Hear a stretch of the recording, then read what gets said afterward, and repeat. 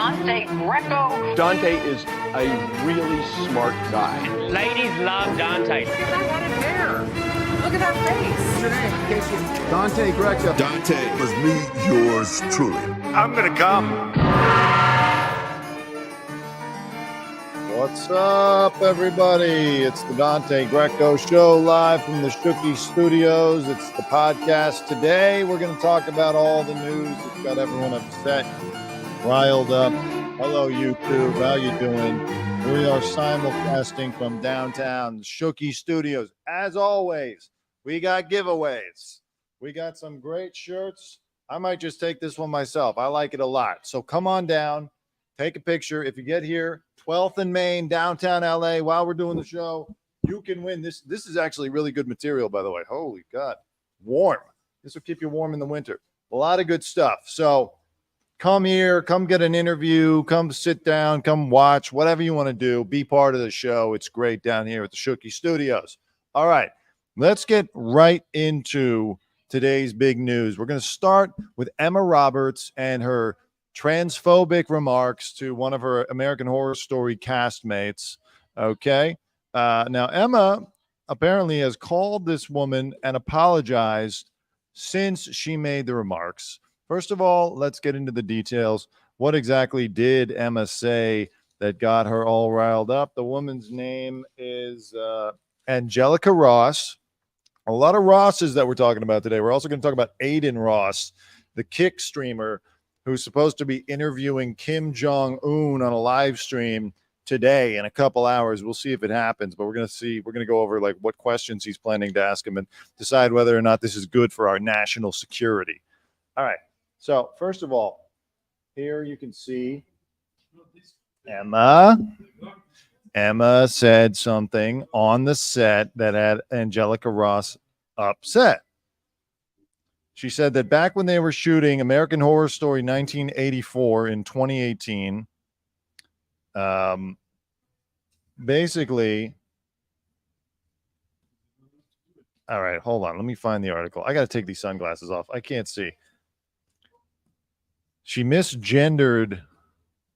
Okay, Angelica says Emma misgendered her during an interaction with yet another co-star, John Carroll Lynch, who told the ladies, meaning Angelica and Emma, to play nice between takes. This after Emma playfully complained Angelica Ross was being mean. Here's what Angelica claims Emma said right after that. Don't you mean lady? Apparently, she partially cloaked her face and walked away, leaving Angelica stunned. Now, since this news came out, it's a very serious accusation, by the way. In today's media landscape, call someone transphobic, that could end a career. So Emma wisely called Angelica Ross up to apologize. And Angelica jumped on social media to thank Emma for hitting her up and, quote, recognizing your behavior was not that of an ally. She added, I will leave the line open to follow up on your desire to do better and support social justice causes with your platform. I doubt Emma will be doing any of that. I don't think she's going to take it that far. She's probably good on just apologizing.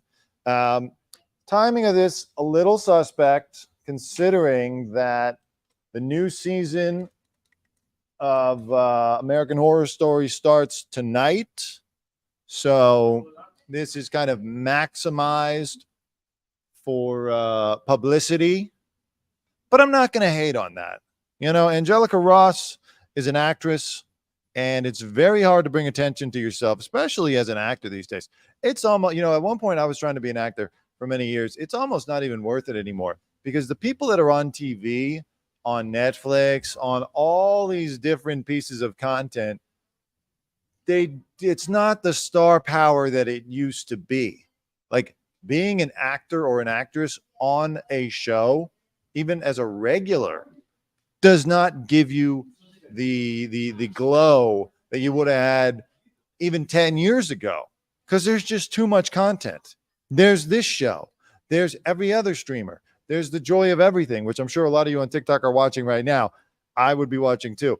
And no one has time to consume all of it. So like, I've never heard of Angelica Ross in my life. I've probably seen her on the show, but it's like, you don't even care to look up who these people are. So shrewdly, Angelica Ross made the right call by saving this until the season premiere of American Horror Story. If she had done this in the off season or a couple months ago, or even a few months from now, it would have been a story, but it wouldn't have had this much impact. I don't think Emma Roberts is really transphobic. Might sound arrogant of me to say as a cis white man, but from my experience, and I don't know her personally, but just when I used to try to interview her at TMZ 10 years ago, she was always kind of a sarcastic, mean girl type. I think she's just trying to hit you where it hurts, little jabs, little stabs at you. And so, that's what came into her mind. Maybe she considers herself quick-witted, but she didn't realize that saying, "Don't you mean lady," post 2009 or so, you can't say that anymore. You'll definitely get in trouble. That is a sensibility from a different time, from a more gossipy, scandalous Hollywood time, and also from a time when people wouldn't necessarily go and report that kind of comment because of fear of reprisal in their own career. But, rightly so, for the progress of this country, Angelica came out and mentioned it. And look, Emma, right call, clear it up, let people know, hey, that's not how I really feel. I'm sorry about that. I honestly, just thinking about it, she doesn't look like the type of person who's going to go to any extra lengths to use her platform. And by the way, what platform? Who's really checking for Emma Roberts that heavily? When I was hashtagging these videos before I started them, I couldn't even, the hashtag Emma Roberts on YouTube produced like no views. So asking Emma Roberts to do anything is not going to have an effect. I wish people would get away from saying, could you use your platform for something? Because most people don't have a platform that anybody cares about. It's a waste of breath, but whatever. It's the proper thing to do.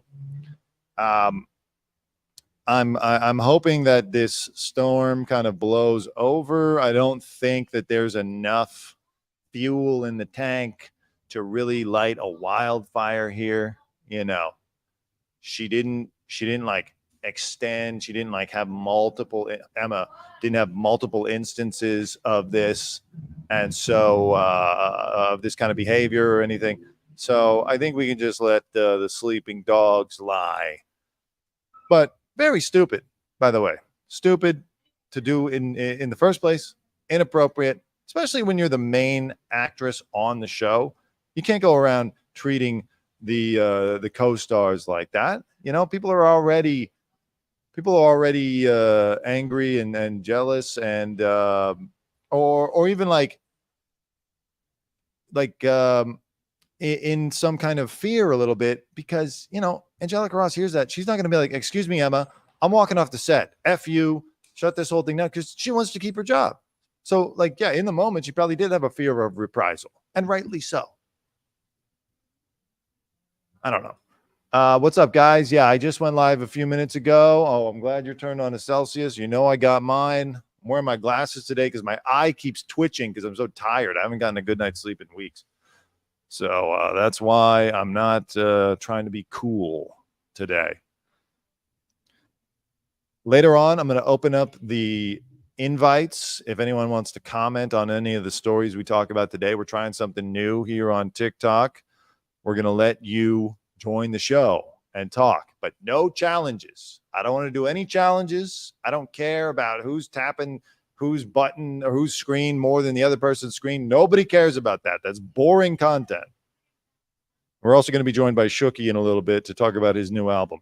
Again, we got some clothes to give away. Come get a hat. Come get a shirt. We're having a good time down here at the Shooky International Studio, 12th and Main, downtown Los Angeles. Moving on. Adin Ross. We've got to talk about this now. It's 3 p.m. here on the West Coast. And so he's supposed to be going live on his stream on Kick with Kim Jong-un, the leader of North Korea. Dangerous man. He's got the nukes. He's got the button. Trump told him he had a much bigger button, and his worked, but Kim Jong still has a button. And apparently the Biden administration advised Adin Ross to not go through with this interview because they're worried that it could spark a war or an attack or a repeat of the interview debacle from, what was that, 2018, 2017, when James Franco and Seth Rogen made that movie about like a comedy movie about a situation like this where they go over to interview a Kim Jong-un like dictator. Adin Ross, by the way, what's up? Hold on. I want to respond to somebody on YouTube. Sorry, TikTok. Yes, Limo G's. This is real. This is the Dante Greco show. You're live. So Adin Ross, hi Max Maylene. Adin Ross is a streamer. He's a Kick streamer. Apparently, he got like a crazy NBA player level deal from Kick, $75 million a year. Now, I think I'm a little bit out of his age group demographic, so I don't know what the big interest is. Every time I see a picture of him, he's just sitting in a gamer chair in a white room. It looks like a Terry Richardson photo shoot, and he's just yelling about stuff and yelling at people. But I got nothing against the guy. I'm cautiously optimistic, actually, that he'll do a good job with Kim Jong-un. I will say, I hope that Joe Biden has Donald Trump on speed dial for this one, because Trump is the only guy who seemed to have some kind of relationship with Kim Jong-un. He seemed to be able to talk some kind of sense into him, whether or not Kim Jong-un was just humoring him or, using him for whatever. Point is that the relations settled down a little bit. You got to give him credit for that. They wrote each other beautiful love letters. They had an affair, they hooked up, whatever you want to say. Trump crossed into Kim Jong's DMZ. Yeah, I mean, Lorianne, exactly. They know that flattery will get you far with Donald. But you know what? Just to be safe, because again, the guy does have the nukes. I don't think he'll use them because we all know China secretly runs North Korea, and they don't want a nuclear war right now. They're going to say, look, you're not starting this. We're thinking about going into Taiwan, okay? You're not going to start a war right now over an Adin Ross interview, or we'll take away all of your all the help that we give you. And believe me, Kim Jong-un he's not on a suicide mission. He enjoys his life. Think about it. He's over there in North Korea. He gets all the food. He gets all the fun. He gets Dennis Rodman. And, he has banquets, and he gets to blow people up with all kind of interesting weapons in public. He doesn't want to give that life up. So let's read about what Adin Ross wanted to say. Now, I'm going to show you a picture of him on TikTok so that you can see who the heck I'm talking about. Because, yeah, if you're older than like 23, you probably have no idea who Adin Ross is. He only came to my attention within the last 6 months or so. Here's Adin Ross. Here's his new friend, Kim Jong-un, dictator of North Korea. And I don't know how he pulled this interview, but he did. Of course, the interview hasn't happened yet. For all we know, he's getting scammed. So we'll see. But let's talk about it because it's interesting. So it says here, let me put this stuff back. Thank you, Chris. These are Quays, by the way, the sunglasses. All right, let me put this back. Again, thank you for 3,000 followers. I just have to get myself a Windows computer so I can start broadcasting on TikTok Live. I haven't gotten the Windows yet. I'm a Mac guy. I need to get a PC, but either this week or next week, we're going to start broadcasting on TikTok Live Studio. So Adin revealed his plan for the alleged interview he'll conduct with Kim Jong-un. He showed his audience a notepad document on his computer. If I'm the CIA, I'm hacking that computer and making sure that Adin doesn't add any wacky ideas to that notepad. Ross's questions include thoughts on LGBT. He left out the Q and the plus and the 2IA. Can you give stake money back? I don't know what stake is. Does anyone know what stake is? Is that a cryptocurrency? Someone says North Korea and Russia are hooked up. So yeah, I know Putin last week was having a weapons deal with him. It's just he's a little crazy, Kim Jong-un, but I don't think he's crazy enough to start a war over this, unless Adin really insults him, which technically he's probably capable of doing. Visit North Korea. They do want you to visit, by the way. I covered this story a month ago. They're opening up their golf course in Pyongyang to amateur players. They want to have an amateur players tournament at the golf course. I saw pictures of it. It actually doesn't look too bad. I still wouldn't go because no one wants to wind up like Otto warm beer, having your teeth rearranged and coming back to this country basically dead. But if you're so inclined and you like golf, you got a new course to play. If you're one of those guys who wants to play every course in the world, make a stop at Pyongyang. Trump versus Biden. Okay. I imagine Kim Jong-un will give Trump a ringing endorsement. He'll try to do a little bit of election meddling himself. Chris Lombard says that Trump should go. Trump should join the live. I think Trump should join the live. Sign Trump up on Kick so he can join this live. And E-date. Like, does he think this is, when I read questions like that, I wonder, is this actually happening or is this going to be an elaborate prank where he's just got some guy that looks like Kim Jong-un showing up? Kim Jong-un does not need an e-dating profile. The guy is a murderous dictator. He'll take anyone he wants. He's Russell Brand on steroids, the worst kind of steroids.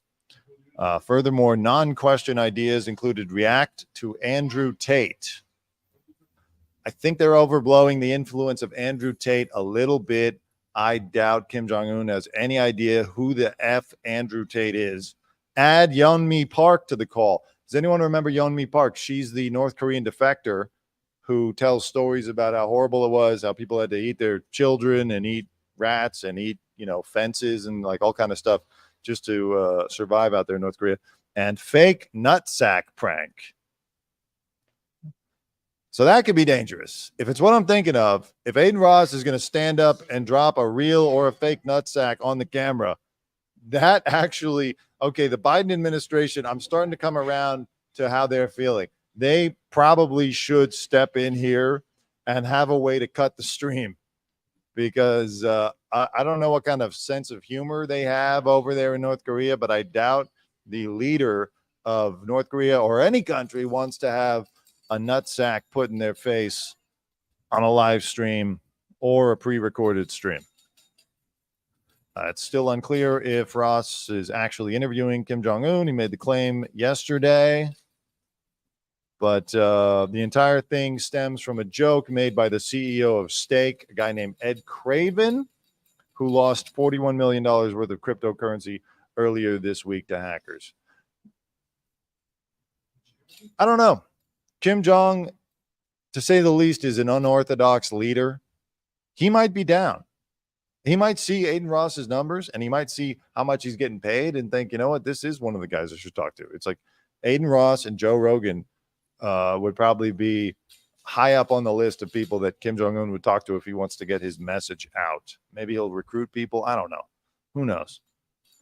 I would like to see Adin Ross try to get that soldier back. Remember, there was that soldier who crossed over into North Korea a month or so ago, and we don't know what he's doing. We don't know what state he's in. So he could do something good about with this. Here's the article about Adin Ross saying he's been advised not to interview him on his stream. U.S. officials have warned him about the consequences. We definitely got government officials hitting up my legal team. No, I swear to God, it's not that. It got millions of views on Twitter and it's on TikTok and shit. They see everything. The government sees everything. They saw it and hit us up, basically, my team, and they just let me know there could be consequences for this, Yeah, I mean, maybe apply a little more pressure. Just telling this guy there's going to be consequences. He's a young guy. He's looking for content. It might be good to have a diplomat in the room or on the line. Like I said, Trump. He should be there. He can mediate this thing. But whatever. I don't know. Listen, this might be all of our last day on Earth. Kim Jong-un might get pissed off. He might launch a nuke. You never know. I personally don't think so. I think he's got too much to lose. He enjoys his life too much. If he launches a nuclear war with the U.S., he would be destroyed swiftly. And there goes all that fun. He's too young to die. Kim Jong-un, what is he, in his 30s? He's too young to die. It's not Kim Jong-il. It's Kim Jong-un. Someone says, I know, Julia says, I know it's wrong, but I sort of admire those people who have the capability of hacking $41 million. Yeah, it's crazy. The cryptocurrency world is so messy. I don't think crypto's coming back, by the way. I'm not an expert by any means, but I don't think crypto is coming back this time. I think we're in a permanent crypto winter. It's not going to be like 2018 where Bitcoin plunged and then it made its way back. It's had too much exposure now. There's too many alternate coins, too many scams. The public trust has been broken. And my theory is with the Russia-Ukraine war that I don't ask me how it makes sense, but something about the Russian oligarchs having their money in crypto and then they had to pull it out to be safe because of the Ukraine invasion and because of being sanctioned by the United States. I don't think crypto's coming back for a long, long time. Let's keep it going. Speaking of hacking, yeah, did you see this? It didn't make too much of a splash, but Donald Trump Jr.'s account was hacked. And it announced the death of Donald Trump, but they didn't even really try. Listen to this tweet. It says, I'm sad to announce my father, Donald Trump, has passed away. I will be running for president in 2024. Like, dude. If you're going to go through the trouble of hacking Donald Trump Jr.'s account and you're going to put out a fake Trump death notice, at least make it a little more realistic. I know that the Trumps are opportunists, but he's not going to announce his run in the same tweet. We know Donald Trump Jr. is obsessed with his father. And so the actual death tweet would be a lot more loving and maybe even show a little bit of fear. He's not going to announce his run. So that kind of pissed me off.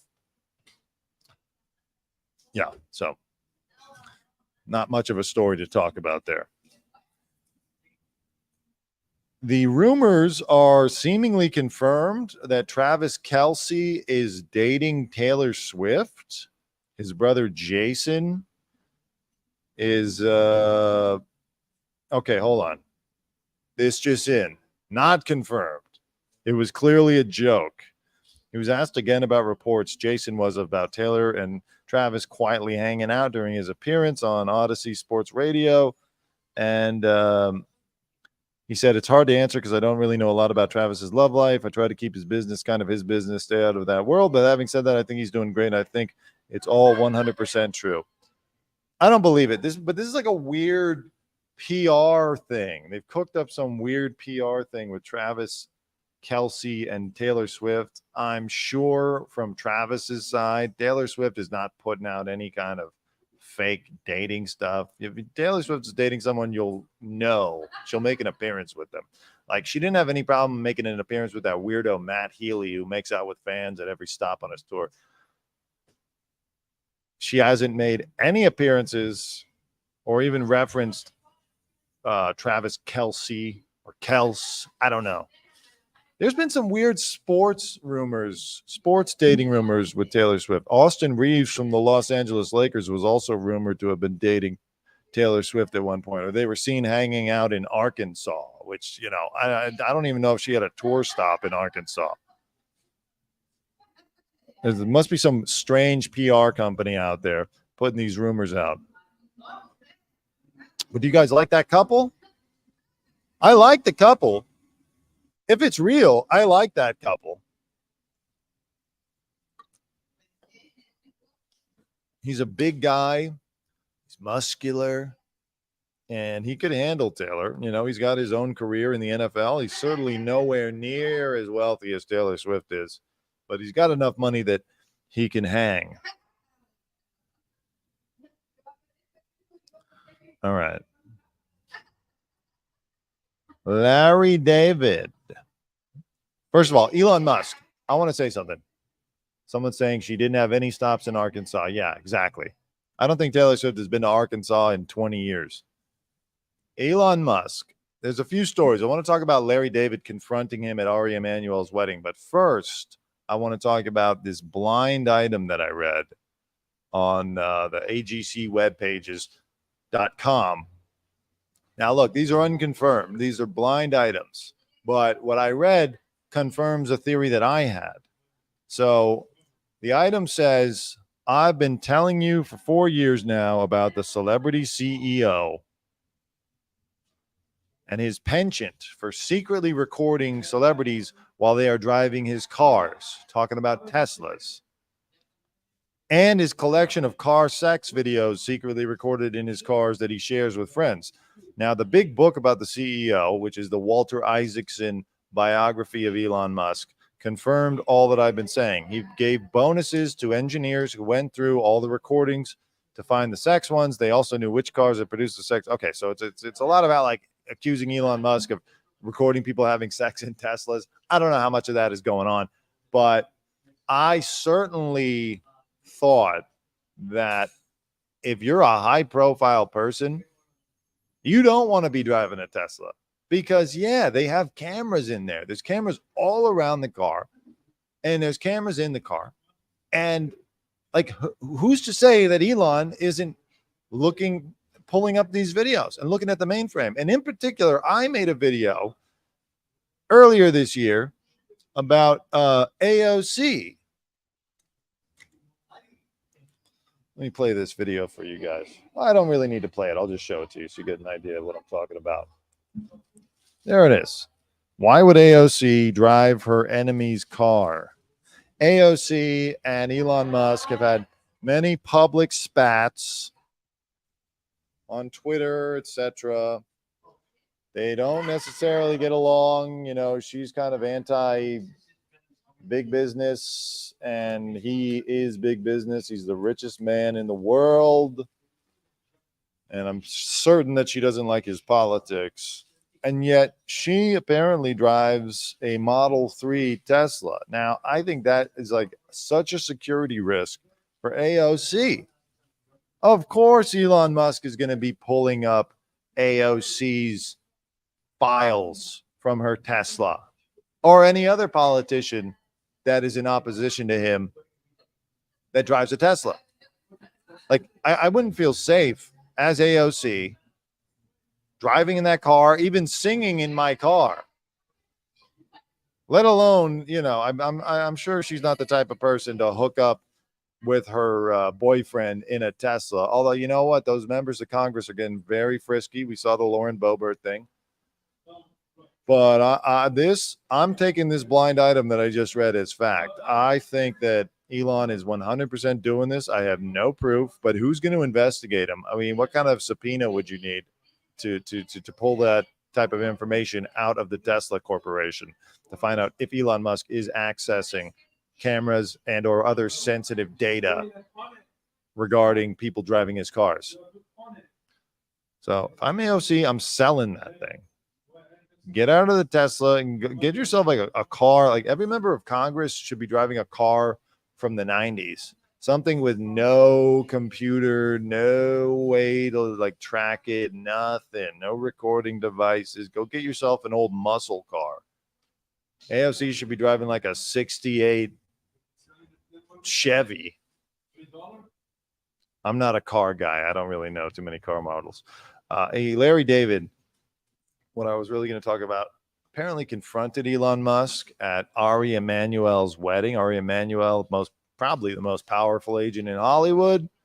He is responsible recently for the resurgence of Meghan Markle's career. We don't know if Suits was actually trending on Netflix or if he just had Ted Sarandos pump the numbers, but it was making waves. And the rumors are that she's going to come back to acting in one form or another, Meghan Markle. So he was sat at a table with Elon. This is also out of Elon's new biography, the Walter Isaacson book. He was sat at a table with Elon, and he couldn't help himself. He confronted him. The Uvalde shooting was just a couple of days before, And Larry, who was fuming, asked Musk, do you just want to murder kids in schools?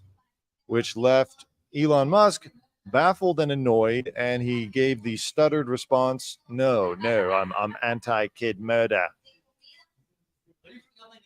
You know, I appreciate what Larry David's trying to do. What's up, Rich One?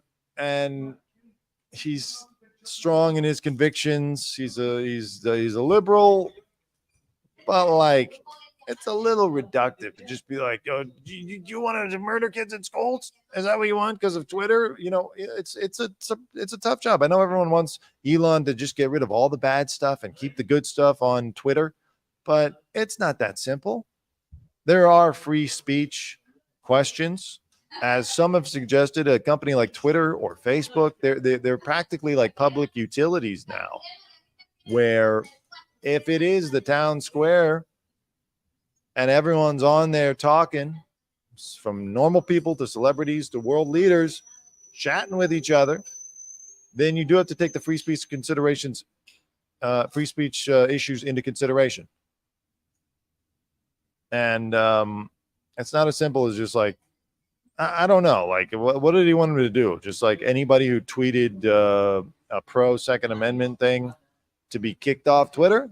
And by the way, I want to align myself with Elon Musk. I'm also anti-kid murder. I think that there are things that could be done to curb gun violence, and we never do them in terms of just like some regulations, maybe making it a little bit harder to get certain types of weapons, checking people's histories. You definitely need to look into that stuff before you just hand someone an assault rifle. Even though there are loopholes, and even though, you know, if a criminal really wants to get a gun, they'll get a gun. But still, there can be, we're not totally helpless, but whatever. I don't know. Larry David, it's like, just chill out. It's a wedding. Don't turn it into a big political thing. It's stupid. So I don't, I'm kind of, and if I was Larry and if I was Elon, I'd be annoyed with Ari Emanuel. I'd be like, look, Ari, you're powerful and all that, but I'm worth $250 billion. Why are you sitting me at a table with Larry David, who's going to confront me while I'm trying to eat whatever you provided at the wedding? I'd be pissed. I don't know. Maybe Ari thought it was funny.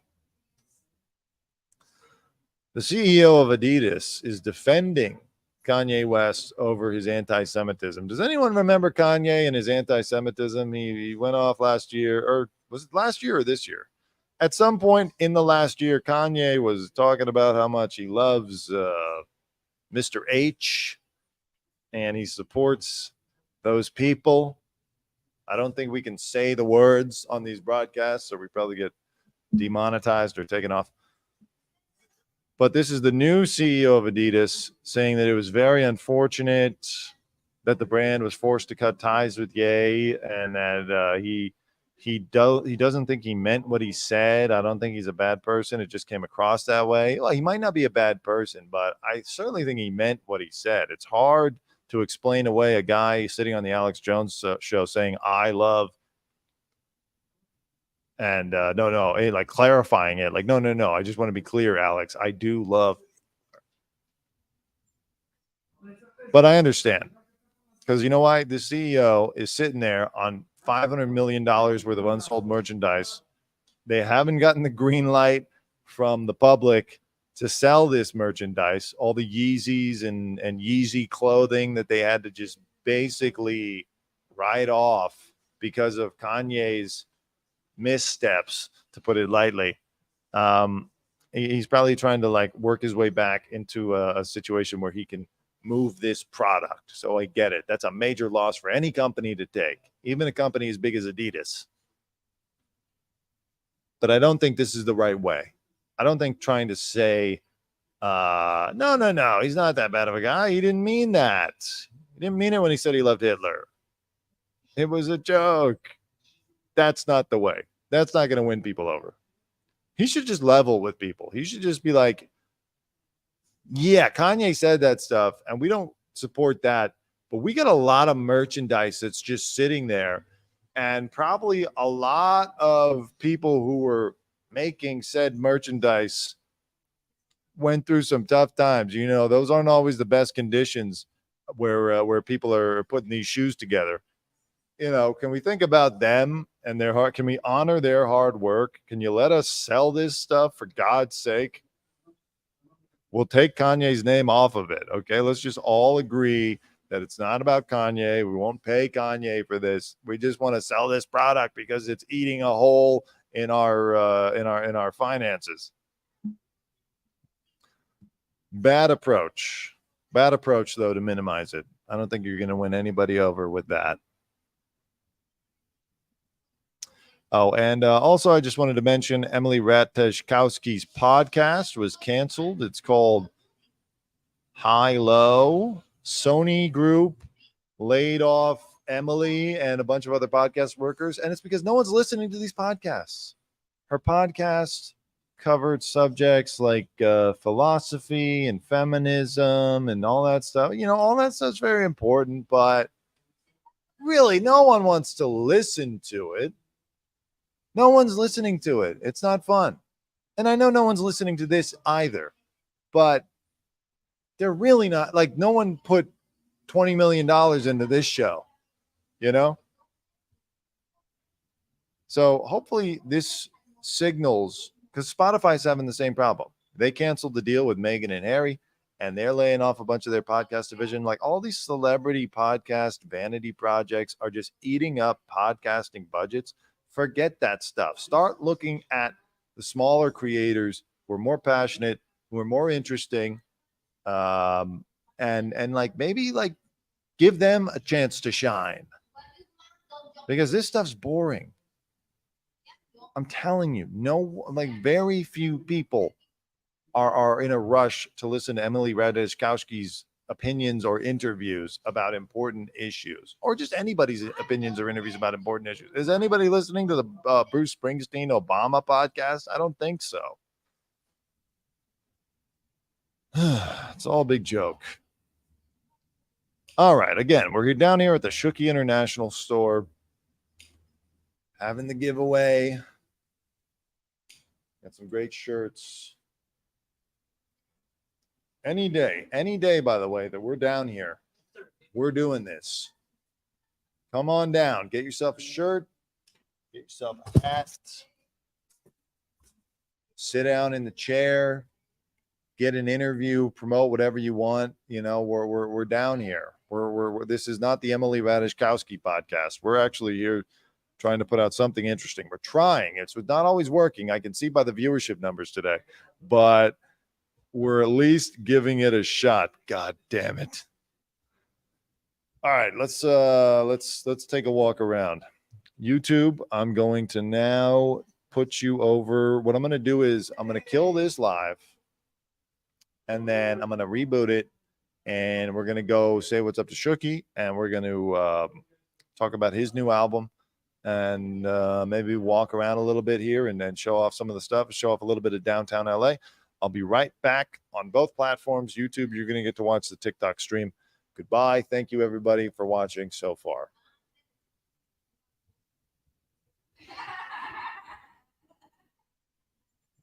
YouTube, you get something special. You get to watch my outro. How lucky.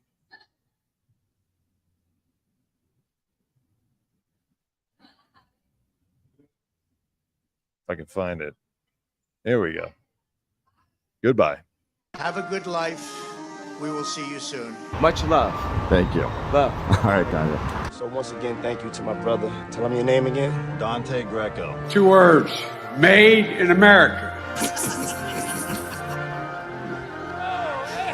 Dante, you're doing great. I never Listen, I want you to leave my good friend Ringo alone. Yeah. Hal. Have a good day.